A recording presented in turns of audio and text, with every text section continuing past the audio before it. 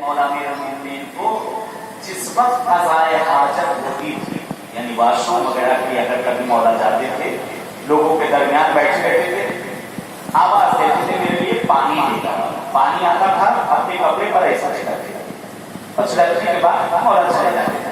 اکثر ہوتا تھا مولا سے لوگ پوچھتے تھے مولا جب آپ قضائے حاجت کے لیے جاتے ہیں تو اپنے کپڑوں پر یہ پانی کیوں چھڑکتے ہیں مولا؟ کہا کہ اس لیے چھڑکتا ہوں کہ کہیں شک نہ ہو جائے وہاں سے نجاست میرے کپڑے پر یہ پہلے ہی سے یہ پانی چھڑکتا لے جاتا ہے، یہ وہی پانی ہے تو میں نے پہلے ہی چھڑکا تھا۔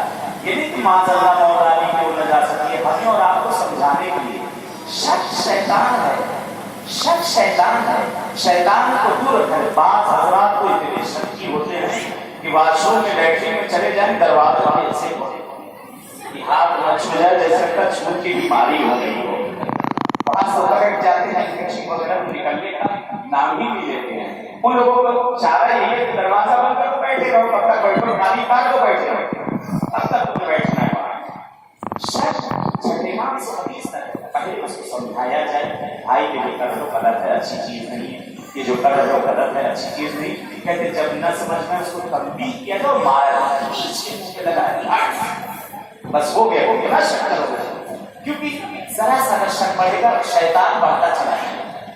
شک پر شک، شک پر شک سے وہ ہے کہ وہ عالم ہو جاتا ہے کہ آدمی میں بیماری پیدا ہو جاتی ہے، بیماری پیدا ہو جاتی ہے اور اس کے علاوہ کوئی چارہ نہیں ہوتا۔ بہرحال ان سب جگہوں پہ جو ہم لوگ آئے ہیں سب واقعات سے بیان کرنے کا ہدف یہ ہوتا ہے تاکہ ان سب کو ہم اپنے اندر یہ سب چیزیں جو کچھ کمیاں ہیں، خامیاں ہیں، اس کو دور کیا جائے۔ یہ کہ خالی سن کے کان سے، ایک کان سے سن کے دوسرے سے نکال نہ دیا جائے۔ یہ سب جب اتنے بڑے بڑے علماء اور مجتہدین معصومین نے جو ہمیں یہ چیزیں بتائی ہیں تو کم سے کم ان چیزوں کی احتیاط کی جائے۔ انشاءاللہ دعا کرتے ہیں پروردگار پالنے والے معصوم پروردگار ہم سب کی زیارت کو قبول کر لینا۔